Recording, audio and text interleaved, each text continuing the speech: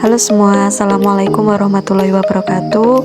Yang terhormat Bapak Fahrianto SSI MSI GR. Di sini saya atas nama Eka Bayu Asmarawati dengan NIM 858105467. Terima kasih atas bimbingan yang sudah Bapak berikan selama 1 semester ini. Ini adalah kumpulan dari video-video praktikum yang saya lakukan. Praktikum yang pertama yaitu gerak pada tumbuhan, seismonasti, niktinasti, dan tropisme.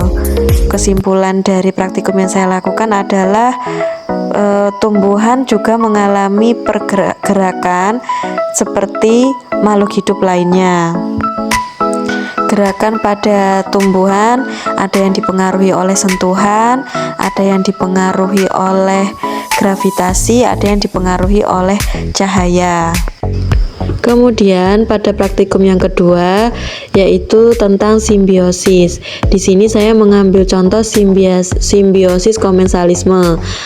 Dari praktikum yang saya lakukan dapat diambil kesimpulan simbiosis komensalisme adalah dua spesies yang salah satu spesies diuntungkan dan spesies yang lain tidak diuntungkan maupun dirugikan. Di sini saya mengambil contoh tanaman kelapa sawit.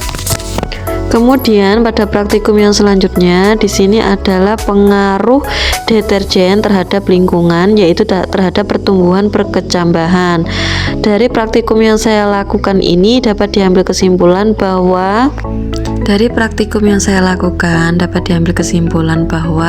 segala aktivitas kita mengakibatkan efek buruk atau efek samping terhadap makhluk hidup di sekitar kita. Contohnya pengaruh deterjen dari aktivitas di dalam rumah kita terhadap perkecambahan ini.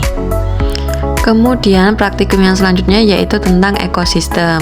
Tujuan dari praktikum yang saya lakukan adalah untuk mengetahui berbagai ekosistem dan komponen-komponennya yang ada di ekosistem darat alami dan juga buatan.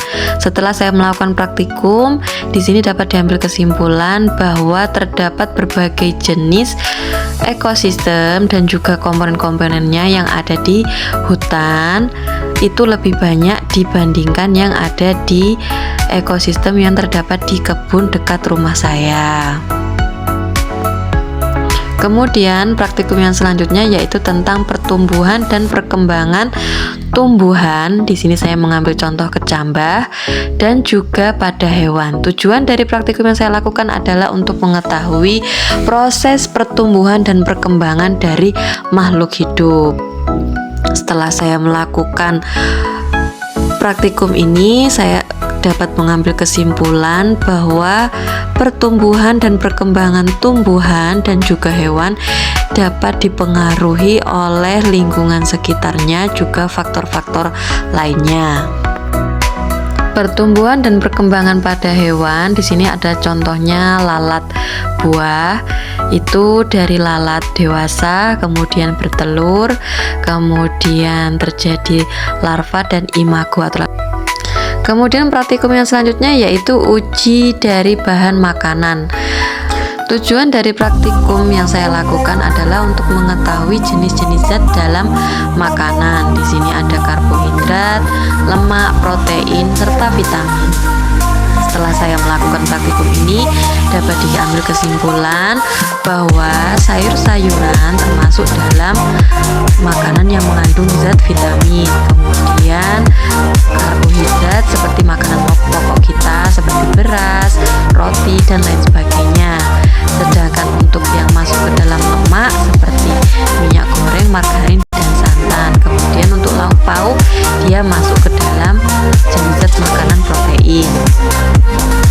Kemudian praktikum yang selanjutnya yaitu tentang uji makanan.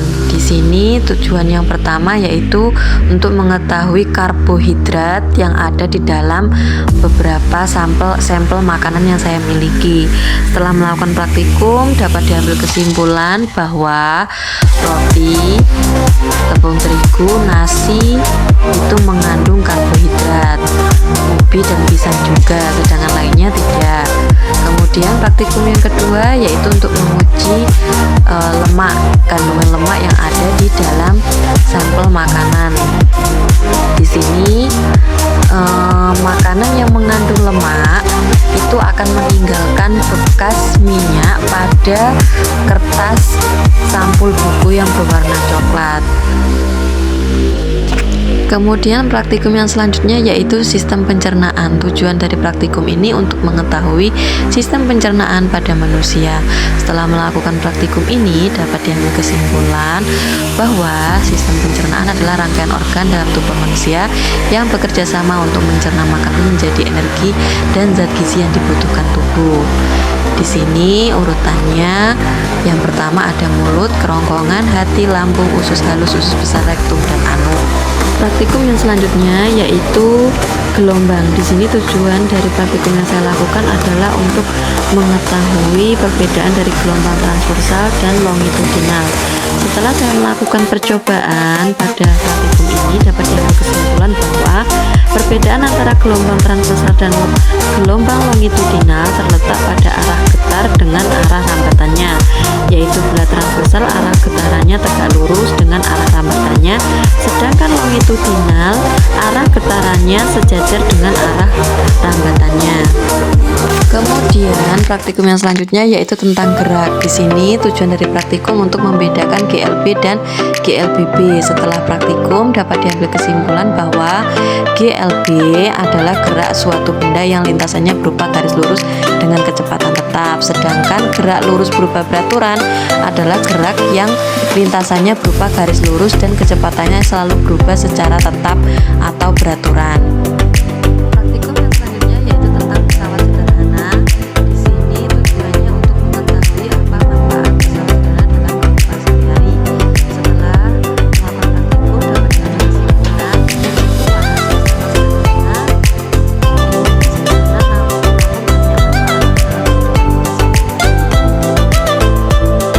Kemudian praktikum yang selanjutnya yaitu tentang sifat bayangan atau sifat cahaya. Di sini ada cermin cekung, cermin cembung.